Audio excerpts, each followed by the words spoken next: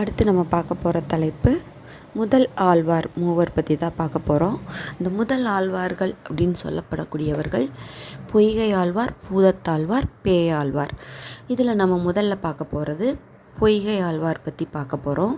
இந்த பொய்கை ஆழ்வார் எங்கே பிறந்தார் அப்படின்னா காஞ்சிபுரத்தில் ஐப்பசி மாதம் திருவோண நட்சத்திரத்தில் தோன்றியவர் தான் இந்த பொய்கை ஆழ்வார். இவர் சொன்னவனம் என்னும் பகுதியில் பொற்றாமரை மலரில் மலர்ந்தவர் தான் இந்த பொய்கை ஆழ்வார். இந்த பொய்கை ஆழ்வார் அதே போல் ஒவ்வொரு முதலாழ்வார் அப்படின்னு சொல்லப்படக்கூடிய பூதத்தாழ்வாரானாலும் சரி, பேயாழ்வாரானாலும் சரி, அவர்களும் ஒவ்வொரு மலரில் மலர்ந்தவர்கள் அப்படிங்கிறது வரலாற்று குறிப்பு. அதில்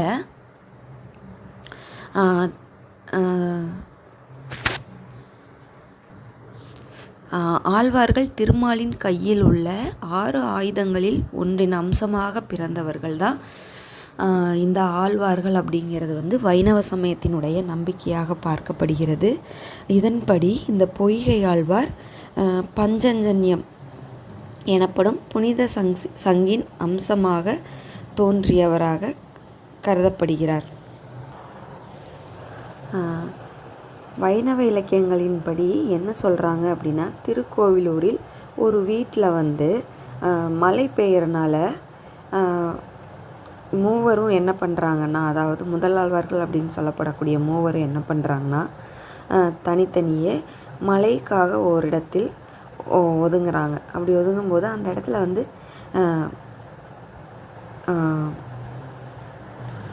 ஒருவர் படுக்கலாம், இருவர் அமரலாம், மூவர் நிற்கலாம் என்னும் அளவில் தான் அந்த இடத்துல இடம் இருக்குது.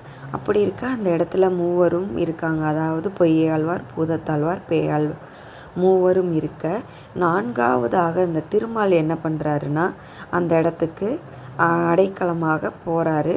அப்படி அந்த திருமாலை மூவரும் ஏற்றுக்கொள்கிறார்களா அப்படிங்கிற சோதனையை நிகழ்த்துகிறாரு. அதே போல் சோதனை நிகழ்த்தினதுக்கு ஏற்றவாறு அவர்களும் அந்த 4வது மனிதரான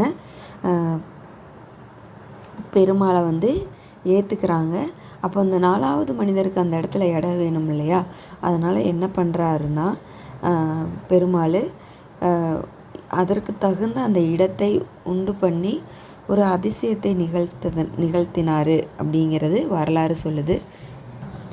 மேலும் அந்த இறைவனினுடைய நெருக்கம் எப்படிப்பட்டது அப்படிங்கிறத ஒவ்வொரு ஆழ்வார்களும் மிக அழகாக எடுத்து காட்டியுள்ளனர். அதில் இறைவனின் நெருக்கத்தின் காரணத்தை அறிய என்ன பண்ணுறாரு பொய்கை ஆழ்வார் அப்படின்னா, பூமியாக இருக்கிற பூமியை என்ன பண்ணுறாருன்னா அகல் விளக்காகவும், கடல் நீரை நெய்யாகவும், சூரியனை விளக்காகவும் ஏற்றி வழிபட்டிருக்கிறாரு அப்படின்னு சொல்கிறாங்க. அதுக்கடுத்தபடியாக பூதத்தாழ்வார் என்ன பண்ணுறாருன்னா அன்பை அகல் விளக்காகவும், ஆர்வத்தை நெய்யாகவும், அதாவது சிந்தையை திரியாகவும் கொண்டு ஞான விளக்கை ஏற்றியுள்ளார் அப்படின்னும் கூறியிருக்காங்க. அதுக்கடுத்து இவ்விரண்டின் ஒளியால் இருள் அகல நெருக்கத்திற்கு காரணமான இறைப்பொருளை இருவரும் கண்டனர் அப்படிங்கிறது வரலாறு. பின் இந்த மூவரினுடைய சொரூபத்தை அறிந்து அனுபவித்து ஆனந்தம் எப்படி கிடைத்தது, அதாவது அவர்கள் ஆனந்தத்தை எப்படி அடைந்தனர் அப்படிங்கிறது தான் அவர்களுடைய பாடல் முழுக்க எடுத்து காண்பிக்கிறது. இப்படி இந்த இறைவனினுடைய மெய்மையை அணுகும் போதும் உணரும் போதும் நம்மக்கிட்ட இருக்க இருள் நீங்கிவிடும் அப்படிங்கிறதா இவர்களுடைய மிகப்பெரிய ஒரு உறுதி பொருளாகவும் பார்க்கப்பட்டது. அகையிருள் புற இருள் இவ்விரண்டும் நீங்க வேண்டுமெனில் நம்ம பெருமாளை வழிபட வேண்டும் அப்படிங்கிறதான் இந்த முதல் ஆழ்வார்கள் மூவரினுடைய நோக்கமாக இருந்திருக்கு. ஆக இந்த 3 ஆழ்வார்களும் இறைவனினுடைய அழகை மிக சிறப்பாக எடுத்து காண்பிக்கின்றனர். இதில் 3வது சொல்லக்கூடிய இந்த பேயாழ்வார் இறைவனினுடைய அந்த வடிவழகினை எப்படி வர்ணித்து பாசுரங்களை இயற்றியிருக்கிறாரு அப்படிங்கிறத இந்த பேயாழ்வாருடைய பாடல்கள் எடுத்து காண்பிக்கின்றன.